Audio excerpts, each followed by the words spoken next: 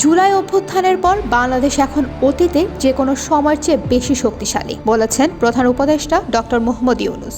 নতুন বাংলাদেশ করতে সবাইকে ঐক্যবদ্ধভাবে কাজ করার আহ্বান জানিয়েছেন তিনি। বৃহস্পতিবার রাজধানীর ওসমানী স্মৃতি মিলনায়তনে ২১শে পদক প্রদান অনুষ্ঠানে যোগ দেন অন্তর্বর্তীকালীন সরকারের প্রধান উপদেষ্টা অধ্যাপক ডক্টর মোহাম্মদ ইউনূস।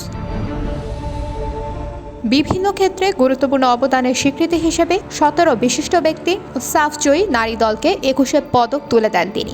অন্তর্বর্তী সরকারের প্রধান উপদেষ্টা ডক্টর মোহাম্মদ ইউনূস বলেন, দেশের মানুষ এখন অতীতের যে কোনো সময়ের চেয়ে বেশি শক্তিশালী, উদ্যমী এবং সৃজনশীল। তরুণ প্রজন্মের স্বপ্ন অতীতের যে কোনো প্রজন্মের স্বপ্নের চাইতে দুঃসাহসী। তারা যেমন নতুন বাংলাদেশ সৃষ্টি করতে চায়, তেমনি একই আত্মবিশ্বাসে নতুন পৃথিবী সৃষ্টি করতে চায় বলে মন্তব্য তার।